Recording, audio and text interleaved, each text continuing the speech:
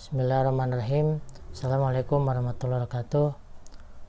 Alhamdulillah wassalatu wassalamu ala rasulillah wa ala alihi washabihi wa man wala, amma ba'd.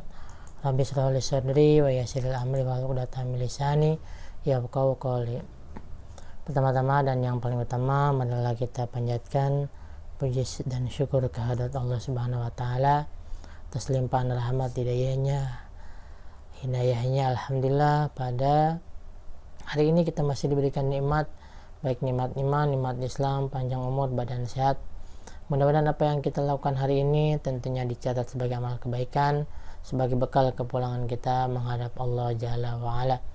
Salawat serta salam senantiasa kita limpahkan kepada Nabi besar Muhammad Sallallahu Alaihi Wasallam, kepada keluarganya, sahabatnya, semuanya tanpa terkecuali.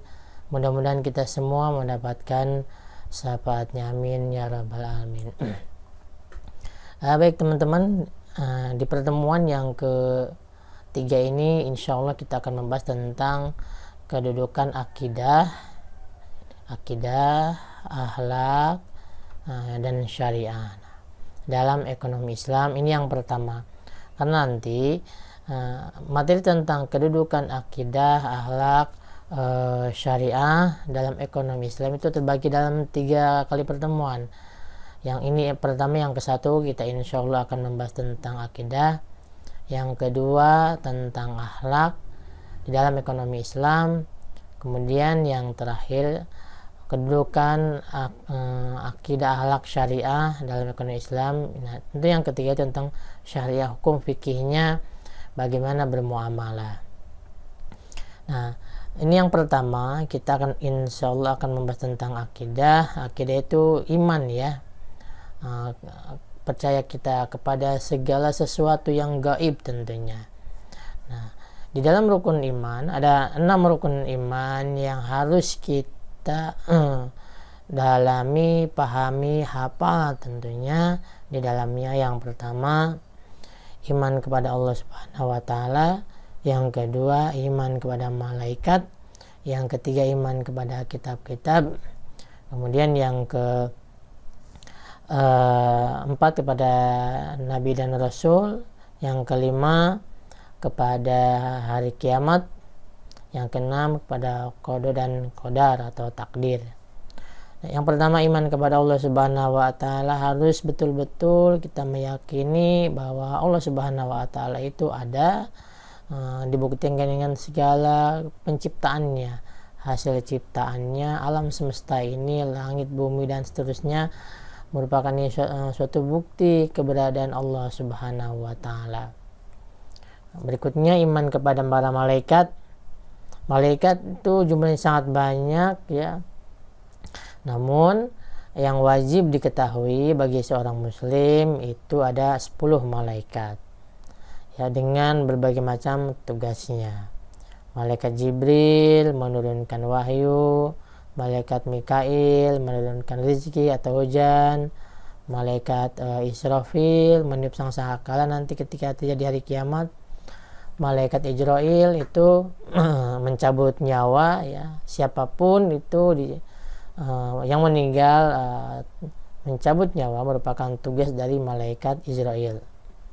Kemudian malaikat Munkar dan Nakir itu malaikat yang mendapat tugas menanya di alam kubur.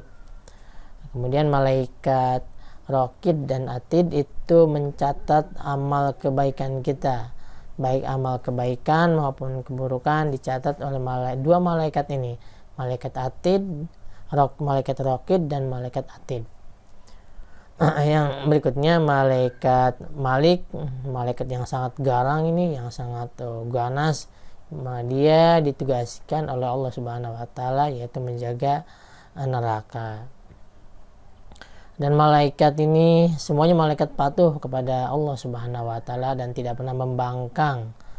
Berbeda dengan manusia dan bangsa jin. Berikutnya yang terakhir itu yang wajib diketahui itu malaikat Ridwan. Malaikat Ridwan ini sangat ramah, kemudian juga setiap orang masuk ke dalam surga beliau mengucapkan salam gitu ya. Karena memang malaikat ini ditugaskan sebagai penjaga surga, maka orang-orangnya itu memang orang-orang yang baik-baik, orang yang beriman, orang yang beramal soleh yang masuk surga. Maka malaikatnya pun sangat ramah di dalam menyambut para penghuni surga.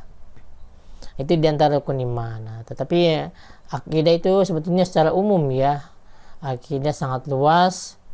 Kepercayaan kita misalkan kepada adanya akhirat, siksaan azab neraka, kemudian surga dengan segala kenikmatannya, dan hal-hal yang gaib itu yang datang dari Allah Subhanahu wa taala, bangsa jin misalkan ya.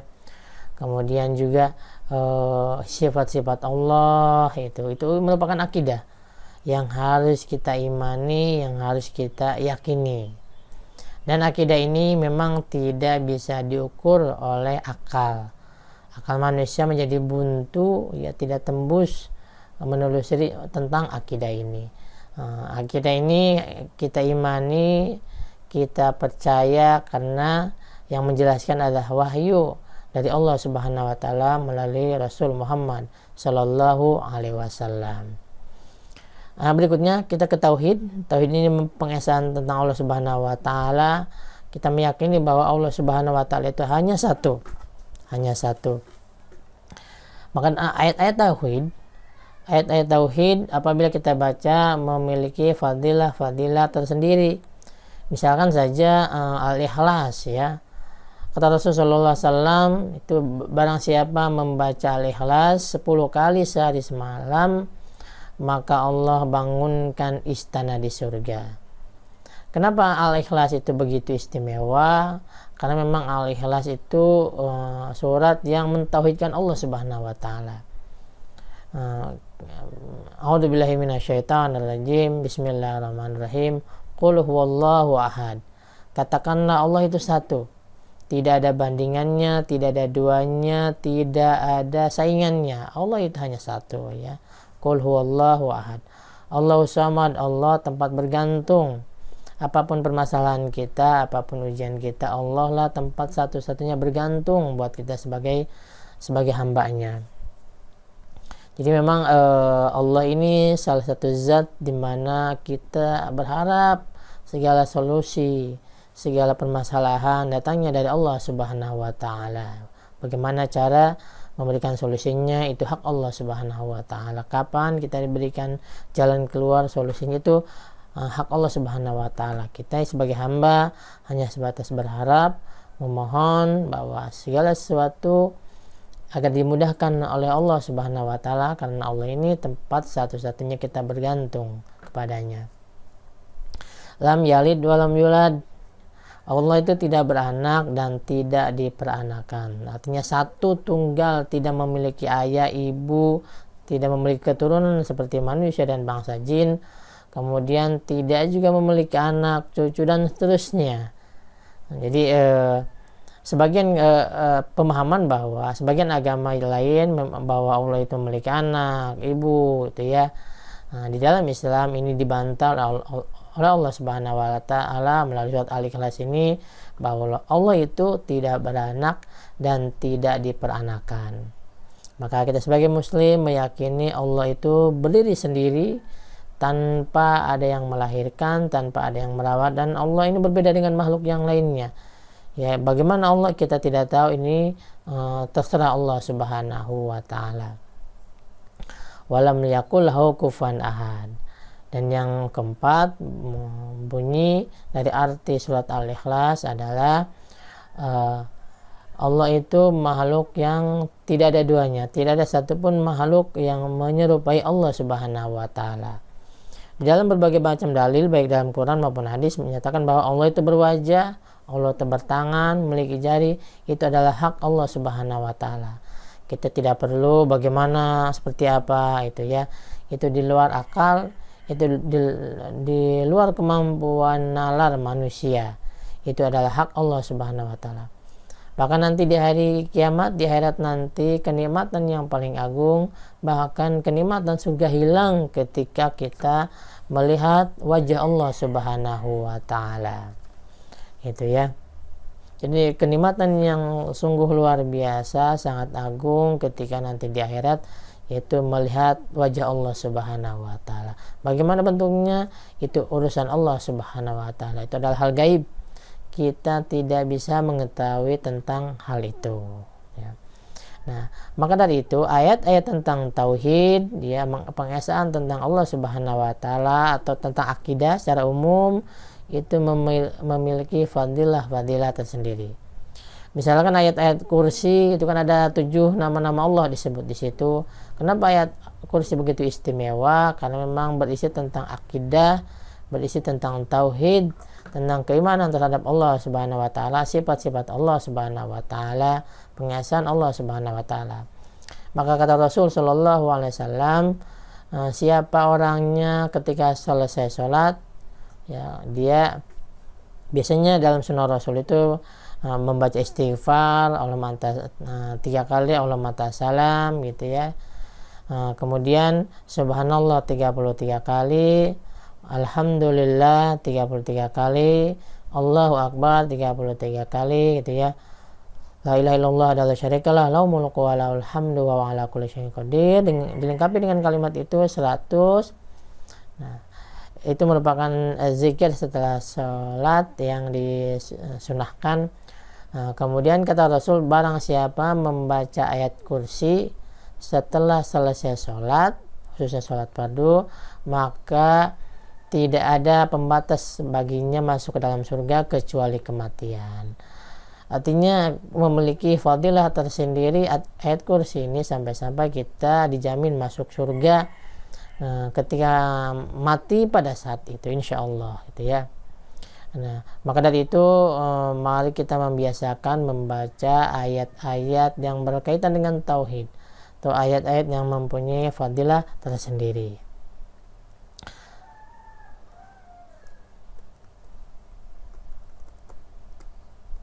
Baik ya, itu berkenaan tentang tauhid. Berikutnya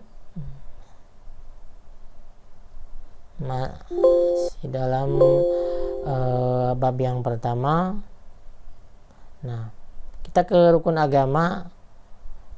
Saya yakin rukun agama ini sering dibahas baik di TK, bahkan TK sudah mulai tentang rukun agama, SD juga ya. Rukun agama itu terbagi menjadi 3. Ada ihsan, ada rukun iman, ada rukun Islam. Nah, ihsan ini beribadah kepada Allah Subhanahu wa taala. Di dalam hadis Arba'in An-Nawawi ini ada, ya, kalau tidak salah di bab ketiga tentang ihsan, rukun iman, rukun Islam.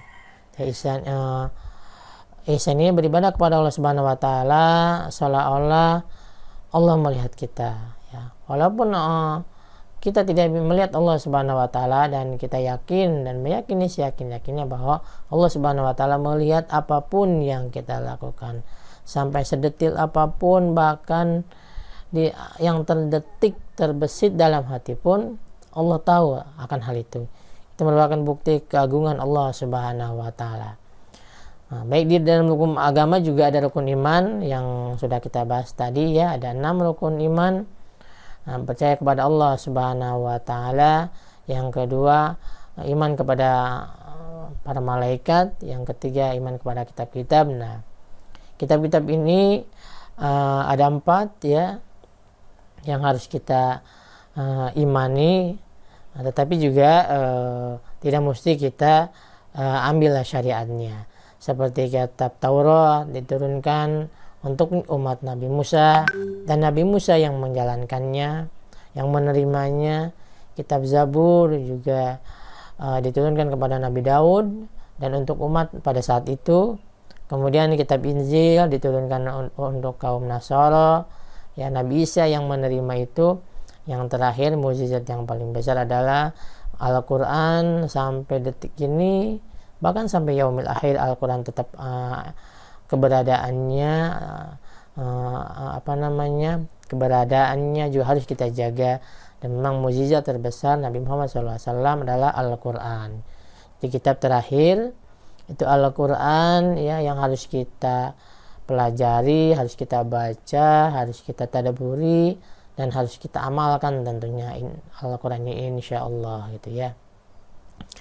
Dan Al-Quran memiliki keistimewaan tersendiri, membacanya saja satu huruf dibalas oleh 10 kebaikan gitu ya. Maka kalau sudah tahu pahalanya membaca ayat, kata Rasulullah SAW itu alif lam mim itu tidak satu huruf ya, tapi beberapa huruf. Alif satu huruf, lam satu huruf, mim satu huruf, dikali 3 kali 10 sudah 30. Alif lam mim sudah 30 kebaikan yang insya Allah kita dapatkan. Nah, dengan keistimewaan ini maka kita harusnya termotivasi untuk membaca Al-Quran, mentadaburi Al-Quran, mengamalkan Al-Quran insyaallah itu ya. Berikutnya rukun Islam. Rukun Islam itu harus kita jalankan semampu kita itu ya. Yang pertama dengan mengucap 2 kalimat syahadat. Yang kedua itu sholat. Sholat satu-satunya ibadah yang diturunkan ketika Rasul Muhammad SAW belum berhijrah. Ini artinya memang begitu istimewa perintah sholat ini. Andaikan sholat itu turunnya ketika Rasul setelah berhijrah, mungkin tafsirnya lain.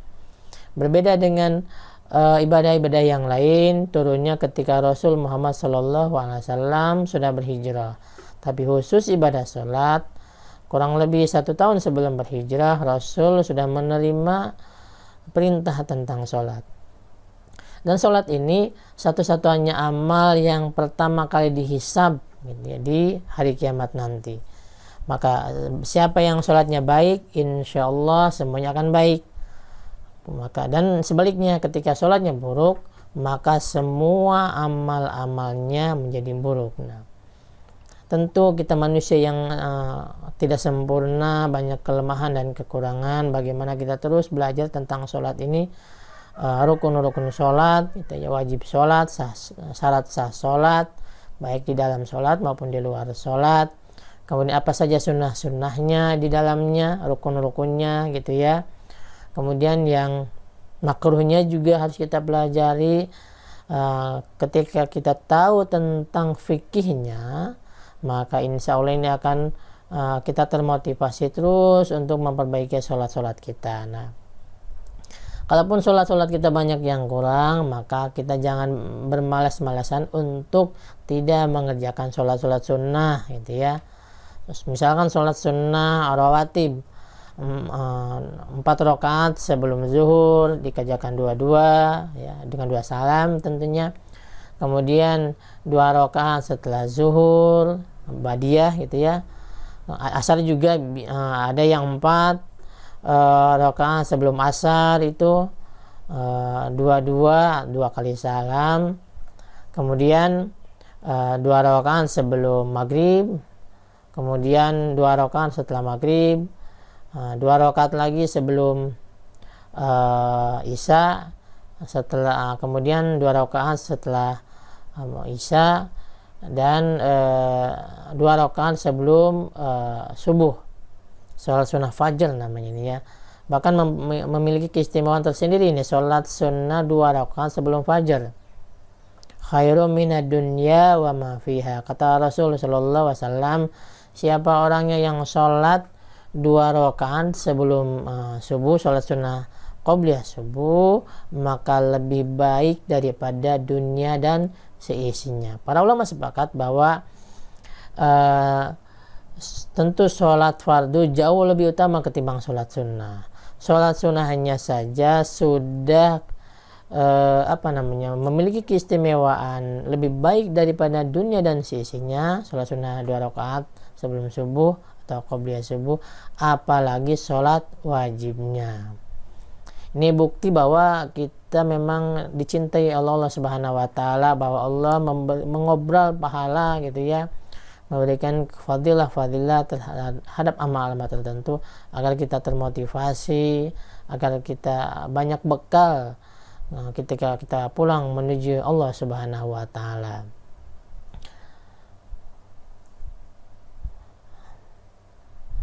Berikutnya kita ke metode pembagian tauhid. Ya, ini metode saja sebetulnya ya, tidak bagi juga tidak masalah. Dan ini bukan trinitas sebetulnya yang dibagi dalam agama lain, tapi metode pembagian tauhid agar kita mudah mempelajari tentang tauhid. Yang pertama itu metode uluhiyah, perbuatan hamba. Kemudian yang kedua rububiyah, perbuatan Allah Subhanahu wa taala. Yang ketiga asma wa sifat, nama-nama Allah dan juga sifat-sifatnya. Yang pertama uluhiyah, perbuatan hamba, yaitu yang pertama hanya kepada Allah, beribadah hanya kepada Allah Subhanahu wa taala. Karena berapa banyak berkeyakinan kepada Allah tapi beribadahnya bukan karena Allah Subhanahu wa taala. Misalkan kita berbuat riya gitu ya, amalan sholat kita, puasa kita, haji kita, tapi berharap mendapatkan selain keridhaan dari Allah Subhanahu wa taala. Berharap kepada pujian misalkan, berharap pembelian orang, berharap diangkat jabatannya, kemudian berharap mendapatkan kehormatan dari suatu suku, suatu masyarakat misalkan. Dengan kita melakukan ibadah tersebut, tentu ibadah ini adalah bukan karena Allah Subhanahu wa taala.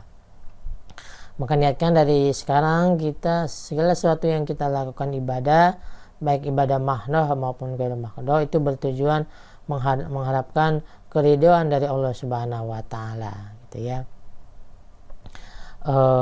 Keridhaan dari Allah Subhanahu wa taala itu merupakan bekal kita bagaimana ibadah kita diterima di hadapan Allah Subhanahu wa taala. Syarat diterimanya amal pertama beritiba mengikuti sunnah Rasul sallallahu alaihi wasallam atau mengikuti apa yang dicontohkan oleh Rasul. Itu yang pertama. Yang kedua, syarat diterimanya amal itu ikhlas, hanya mengharap keridhaan dari Allah Subhanahu wa taala. Beribadah hanya kepada Allah Subhanahu wa taala. Kemudian berikutnya berdoa hanya kepada Allah Subhanahu wa taala. Ya, berdoa hanya kepada Allah. Kenapa? Karena banyak sekarang orang-orang yang berdoa bukan kepada Allah Subhanahu wa taala. Berdoa kepada benda-benda keramat misalkan, kepada bangsa jin misalkan, kepada pohon-pohon keramat misalkan ya, kepada nenek moyang misalkan berdoanya, atau kepada kuburan misalkan berdoanya gitu ya. Kita ziarah kubur itu berziarah kubur disunnahkan, dianjurkan oleh Rasul Shallallahu Alaihi Wasallam. Kenapa ziarah kubur disunahkan? Yang pertama, ziarah kubur itu mendoakan para penghuni kubur. Yang kedua, ziarah kubur itu tudzakirul maut, mengingatkan kita kepada kematian. Dengan ziarah kubur tentu kita akan merenung sejenak ya tentang alam barzah, alam akhirat, dan ketika kita ingat akan hal itu tentu harus banyak persiapan yang kita persiapkan agar kita selamat dari azab kubur dan juga selamat dari azab akhirat insyaallah. Berdoa hanya kepada Allah Subhanahu wa taala itu merupakan uluhiyah, perbuatan seorang hamba. Berikutnya diantaranya bertawakal hanya kepada Allah Subhanahu wa taala. Ini sangat penting karena sekarang itu banyak diantara kita bertawakal kepada lembaganya, bertawakal kepada orang tuanya, bertawakal kepada jaminannya, misalkan bertawakal kepada selain Allah Subhanahu wa taala. Dan ini memang hal yang dilarang di dalam Islam. Bertawakal hanya kepada Allah, kita harus ikhtiar semaksimal mungkin atau berusaha semaksimal mungkin diiringi dengan doa yang pada waktu-waktu mustajab, doa yang dicontohkan oleh Rasul, dan kemudian bertawakal, berserah diri hanya kepada Allah Subhanahu wa taala. Ini sangat penting. Ketika memang kita terlalu bertawakal kepada makhluk, bertawakal kepada benda, ini akan musnah, ini akan hancur karena tidak ada yang yang kekal di dunia ini kecuali Allah Subhanahu wa taala. Tidak ada yang abadi di dunia ini kecuali hanya Allah Subhanahu wa taala. Maka dari itu bertawakal kita hanya kepada Allah Subhanahu wa taala. Misalkan saja kita bekerja di suatu perusahaan besar. Mungkin kita bisa berkata, saya tidak akan mungkin kena PHK karena saya yakin perusahaan saya itu terus maju, terus tumbuh omsetnya misalkan, dan diprediksi perusahaan saya ini tidak pernah bangkrut. Nah, ini merupakan salah satu kita bertawakal kepada perusahaan kita, ya. Bagaimana baiknya seorang muslim? Kalaupun demikian datanya, mungkin kita bisa bilang perusahaan kita ini sangat bagus, pertumbuhan omsetnya juga sangat bagus, dan diprediksi kecil kemungkinannya untuk bangkrut. Tapi dengan izin Allah Subhanahu wa taala, insya Allah kalau kita kerja profesional, kita kerja berdasarkan prosedur, insya Allah dengan izin Allah kita mungkin tidak di PHK. Itu harus ada izin Allahnya, ya, karena semua apapun yang terjadi di semesta ini merupakan kehendak Allah Subhanahu wa taala. Apapun itu merupakan kehendak Allah Subhanahu wa taala, karena Allah ini maha berkehendak dalam menentukan sesuatu.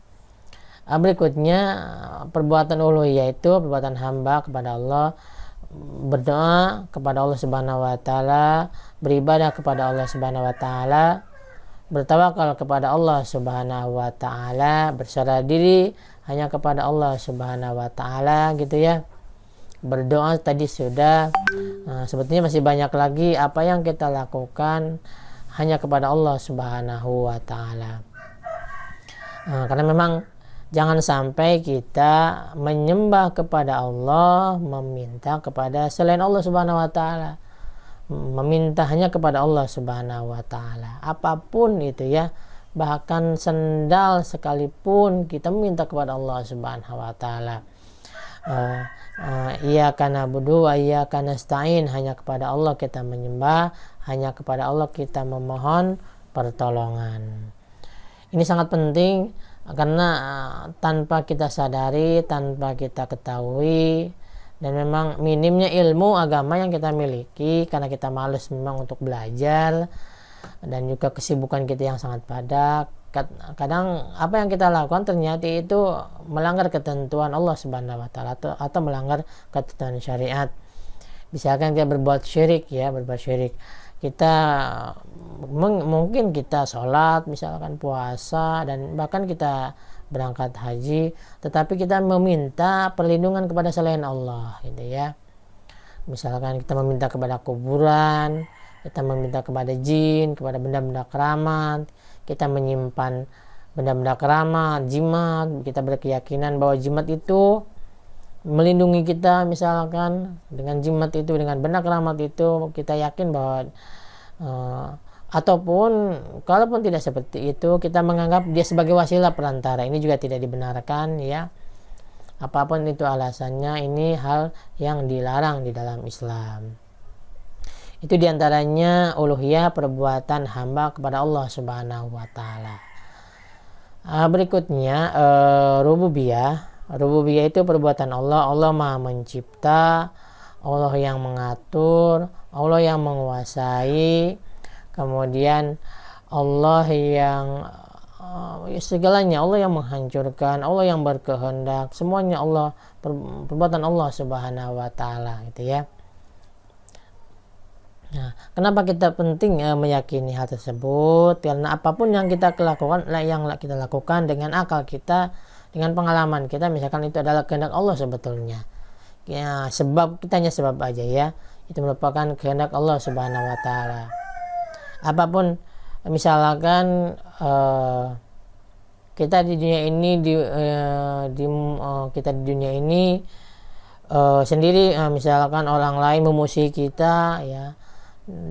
Dan orang lain itu akan membahayakan kita, itu tidak akan terjadi kecuali atas kehendak Allah Subhanahu wa taala. Juga sebaliknya, kebaikan-kebaikan itu yang kita lakukan, orang-orang ingin berbuat baik pada kita, itu tidak akan terjadi kecuali kehendak Allah Subhanahu wa taala.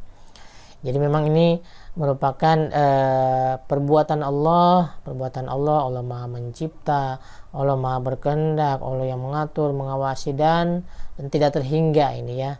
Karena itu merupakan keagungan Allah Subhanahu wa taala. Yang berikutnya asma wa sifat. Asma wa sifat ini sifat dan nama-nama Allah ya, sifat dan nama-nama Allah. Bahwa Ahlussunnah berkeyakinan bahwa sifat dan nama-nama Allah itu tidak terhingga ya. Itu juga bukti merupakan kebesaran Allah Subhanahu wa taala. Nah, ini sumber akidah yang salah.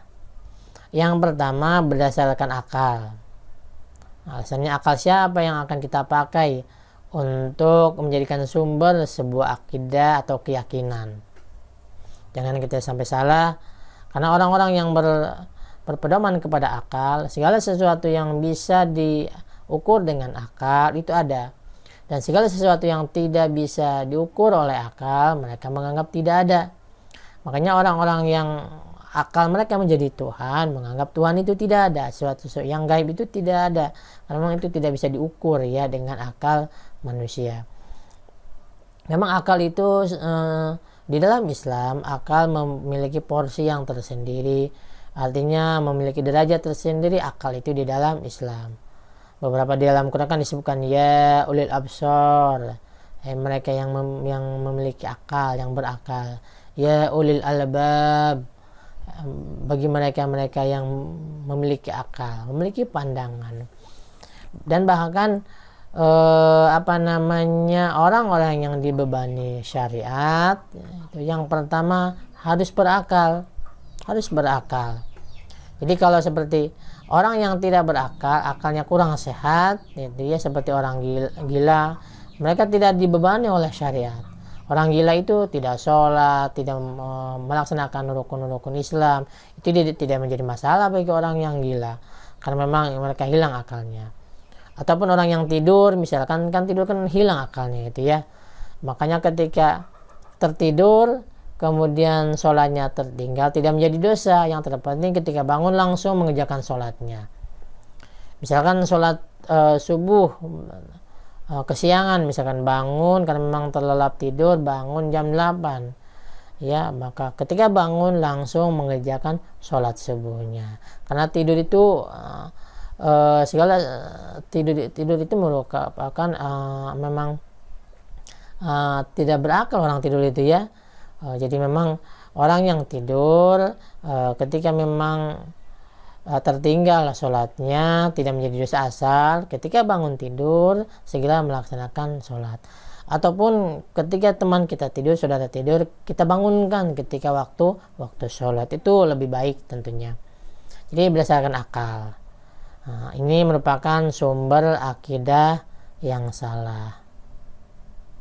Berikutnya berdasarkan pengalaman. Pertanyaannya, pengalaman siapa yang akan kita pakai untuk dijadikan sebagai sumber akal, gitu ya.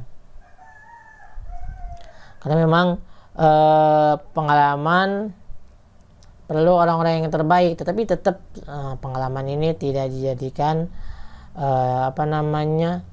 sumber akidah yang benar. Nah, yang berikutnya mimpi. Ya, memang mimpi ini bisa ditakwil ya orang-orang yang ahli. Di zaman Nabi dan Rasul itu, termasuk Rasul Shallallahu Alaihi Wasallam itu bisa mentakwil tentang mimpi.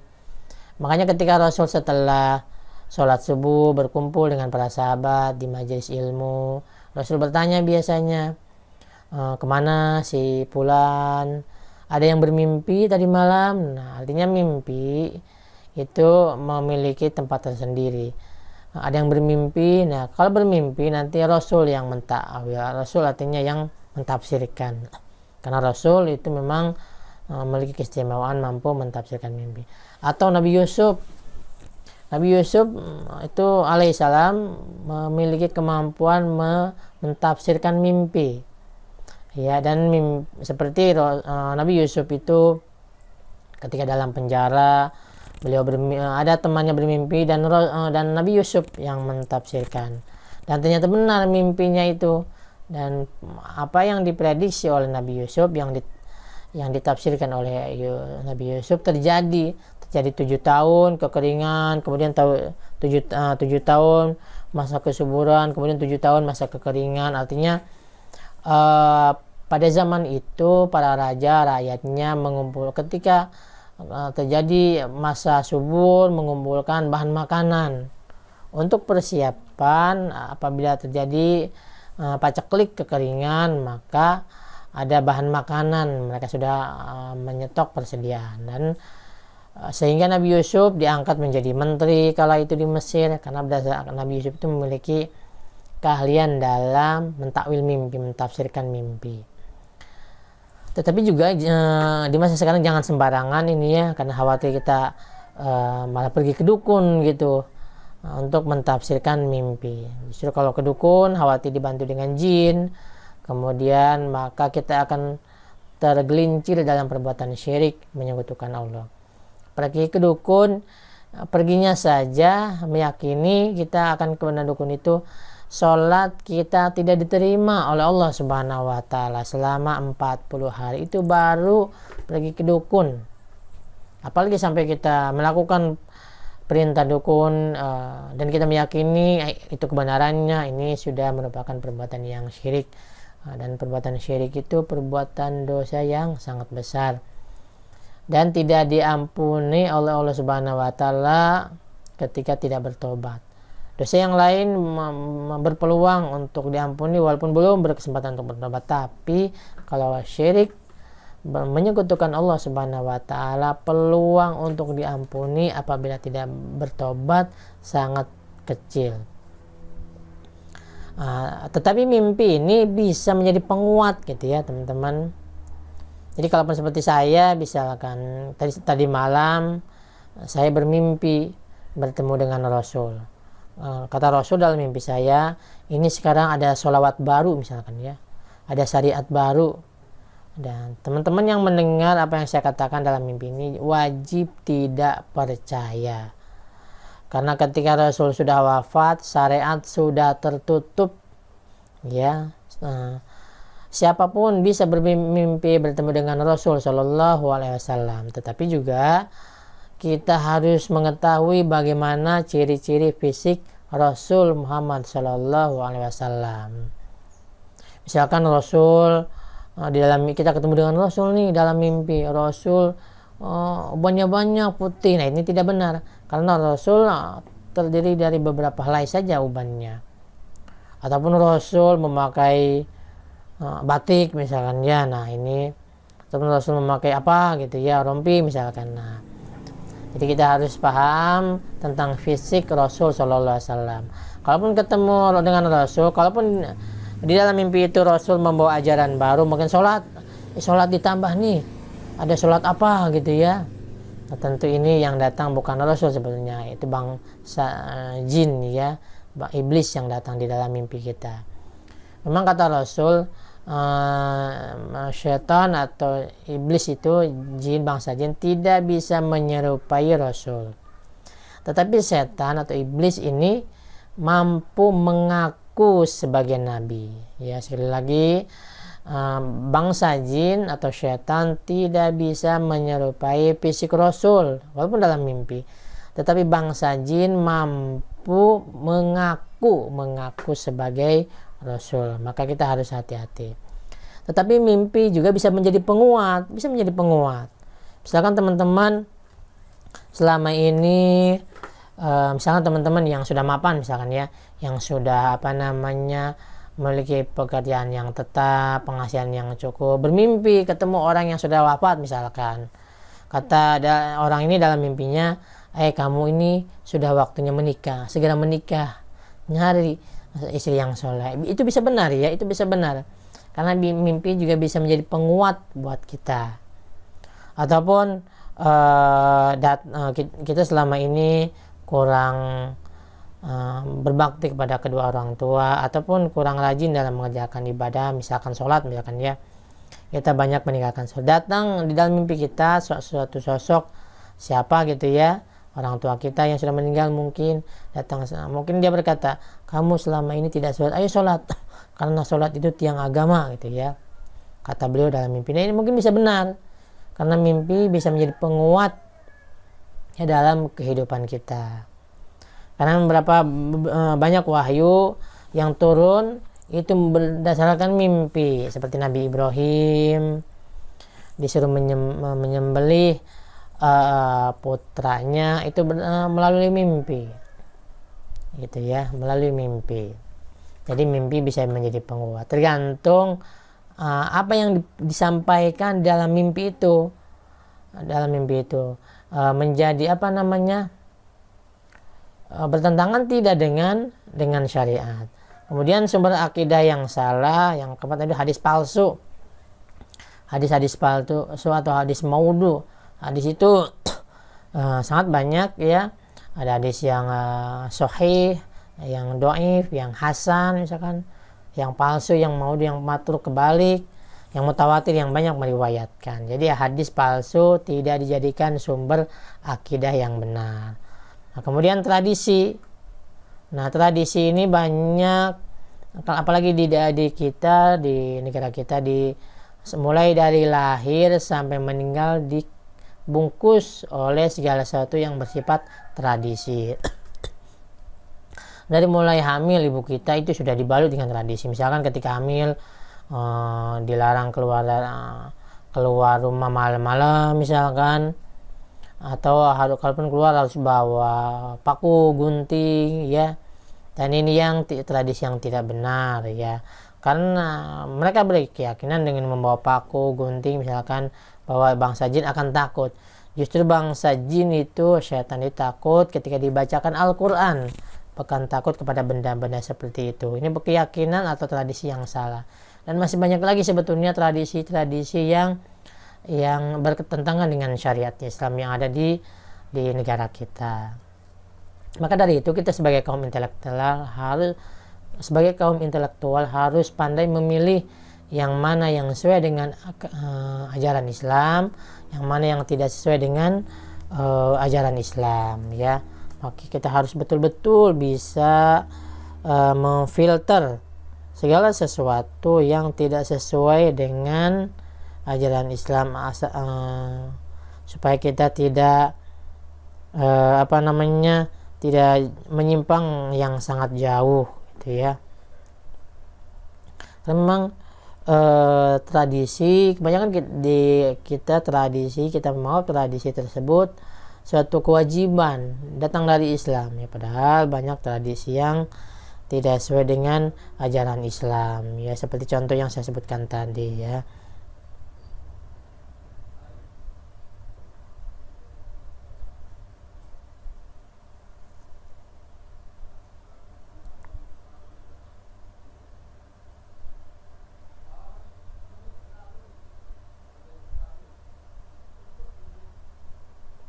Nah, baik teman-teman ya, itu merupakan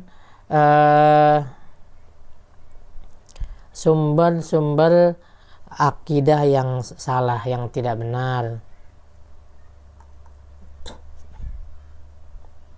Yang pertama, sumber akidah yang tidak benar berdasarkan akal siapa yang akan kita pakai. Kemudian berdasarkan pengalaman. Yang ketiga berdasarkan mimpi. Kemudian yang keempat berdasarkan hadis palsu. Yang kelima berdasarkan tradisi. Jadi tradisi harus ikut ke Islam, jangan Islam harus ikut ke tradisi. Sekali lagi, tradisi harus mengikuti Islam. Kalau tradisi itu bertentangan dengan syariat Islam, maka harus kita tinggalkan, gitu ya teman-teman.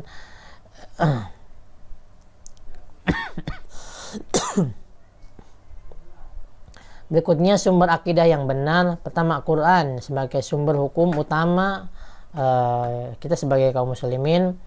Sumber akidah yang benar harus dituntun, dipandu oleh Al-Quran, karena Al-Quran ini sebagai wahyu ya, wahyu yang kebenarannya sudah pasti dan sudah tidak diragukan lagi kebenarannya. Dan Al-Quran dijaga oleh Allah Subhanahu wa taala keasliannya hingga yaumil akhir. hingga hari kiamat. Maka dan kita pun diperintahkan untuk membaca Al-Quran, mentadaburi Al-Quran, menghafal Al-Quran dan mengamalkannya, gitu ya. Insya Allah kita akan selamat ketika Al-Quran kita amalkan, berbuat ma'ruf dan mencegah yang munkar. Yang kedua, sumber akidah yang benar adalah as-sunnah atau hadis Rasul Shallallahu Alaihi Wasallam. Kenapa? Karena Rasul merupakan contoh teladan buat kita dari segi apapun, di sektor apapun, di semua lini kehidupan sudah Rasul contohkan, termasuk dalam bermuamalah di dalam ekonomi, baik perdagangan, industri, keuangan, itu sudah dicontohkan oleh Rasul Shallallahu Alaihi Wasallam ataupun oleh ijma para ulama yang mengambil hukum ya dengan disesuaikan dengan hadis Rasul Shallallahu Alaihi Wasallam. Nah, kemudian yang ketiga, pemahaman sahabat. Kenapa sahabat dijadikan rujukan? Karena sahabat adalah generasi terbaik dan sahabat orang yang dipuji oleh Allah Subhanahu wa taala. Karena sahabat ini orang yang menyaksikan Rasul Shallallahu Alaihi Wasallam yang menerima wahyu. Bahkan sebaik-baik metode mentafsirkan Al-Quran, yang pertama Al-Quran dengan Al-Quran, yang kedua Al-Quran dengan hadis Rasul Shallallahu Alaihi Wasallam, Al-Quran dengan perkataan para sahabat, dan seterusnya. Al-Quran dengan perkataan tabi'in, kemudian yang terakhir mentafsirkan Al-Quran dengan ro'i, dengan akal. Nah, kenapa pemahaman sahabat menjadi rujukan? Karena sahabat itu orang yang melihat Rasul, mendengarkan Rasul, langsung ketemu dengan Rasul Shallallahu Alaihi Wasallam. Bagaimana Rasul beraktivitas ya, baik secara umum maupun secara pribadi, itu disaksikan oleh para sahabat ya. Kalaupun yang sifatnya pribadi biasanya dari istri-istri beliau ya, yang mencatatnya. Nah, kalaupun yang sifatnya umum banyak para sahabat yang melihatnya. Ataupun yang sifatnya pribadi dari Aisyah, kebanyakan bagaimana Mbak Rasul berumah tangga, misalkan makan ataupun mandi junub, itu dari Aisyah kebanyakan ya. Ataupun yang lainnya dari para sahabat yang bukan sifatnya pribadi. Nah, ini harus kita jadi rujukan sumber akidah yang benar Al-Quran, kemudian sunnah Rasul Shallallahu Alaihi Wasallam. Yang ketiga berdasarkan pemahaman sahabat. Nah, ini sangat penting kita meyakini tentang kebenaran Islam, akidah yang sempurna, akidah yang murni. Ketika kita memiliki akidah yang sempurna ya, maka misalkan sekarang kenapa orang banyak korupsi? Kenapa sekarang banyak penipuan di mana-mana, perjudian? Karena mereka memang iman terhadap akhirat, misalkan iman terhadap azab neraka, siksa kubur, untuk mereka kurang. Nah, artinya memang ini akidahnya belum sempurna. Maka dari itu akidah menjadi patokan kita. Ketika akidah kita, iman kita baik ya, dengan segala ilmunya kita memahami, kita mengamalkan akidah ini dengan sumber-sumbernya gitu ya. Nah, maka yang kita lakukan khususnya di bidang ekonomi, dalam perdagangan, tentu kita tidak akan melakukan penyimpangan. Baik penyimpangan melanggar peraturan pemerintah maupun peraturan syariat.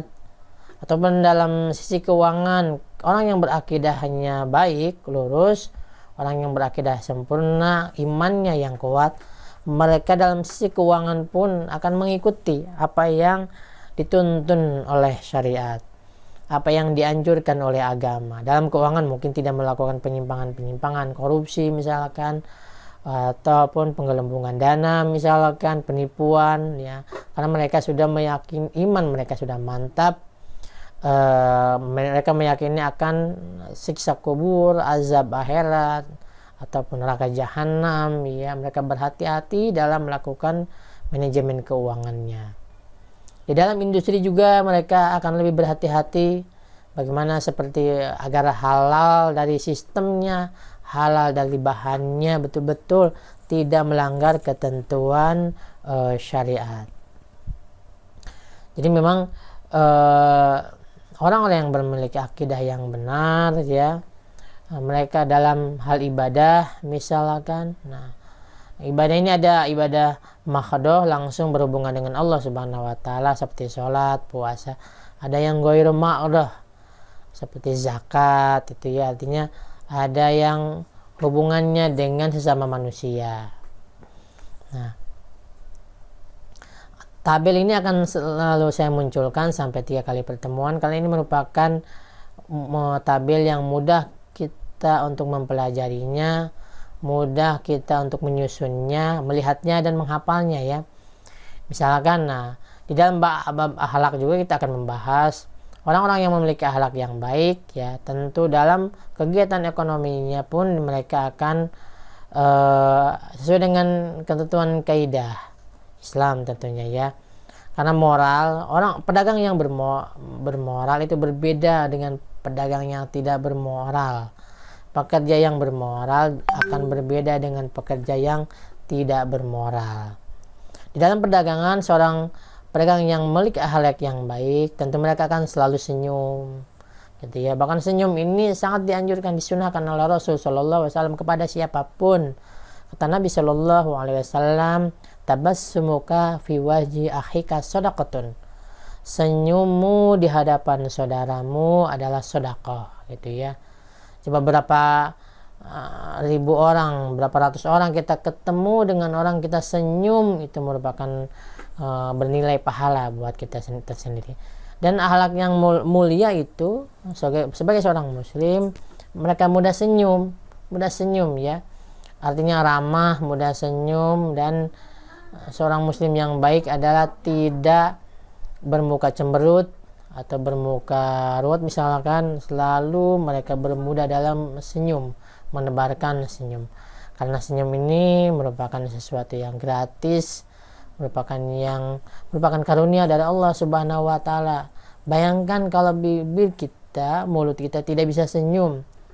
Dan saya yakin berapa banyak di antara kita yang sangat malas untuk senyum, atau orang yang memiliki penyakit di mulutnya tidak bisa senyum ya.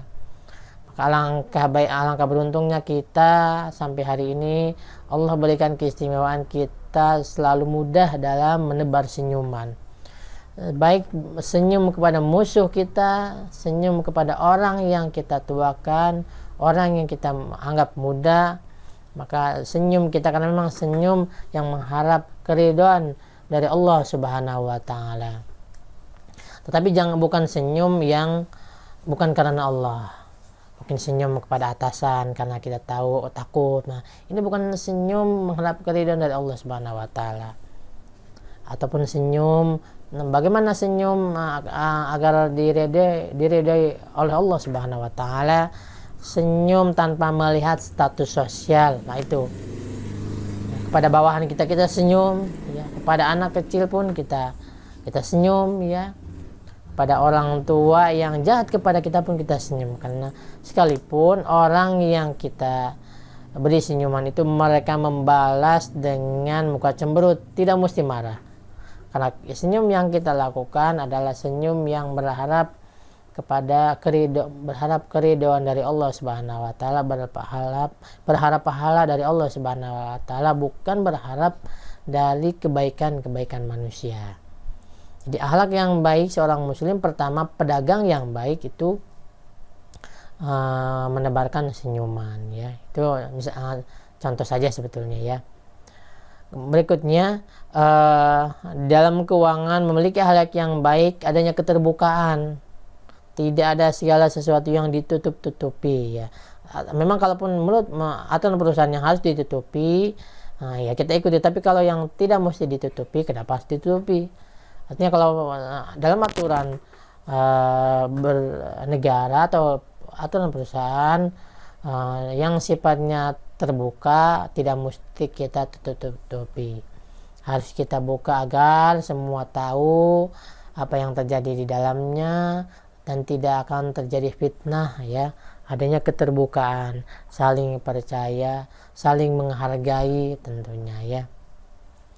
Dan dalam industri juga seorang pekerja yang memiliki akhlak yang baik, mereka akan taat kepada atasan, mereka akan mengikuti aturan, disiplin, dan seterusnya. Nah, baik teman-teman, itu saja mungkin yang dapat saya sampaikan dalam materi kedudukan akidah, syariat, dan akhlak dalam ekonomi Islam yang pertama. Insya Allah kita ketemu lagi dalam bab yang membahas tentang akhlak dan syariah. Terima kasih. Subhanakallah bihamdik. Asyhadu an la ilaha illa anta astaghfiruka wa atubu ilaik. Assalamualaikum warahmatullahi wabarakatuh.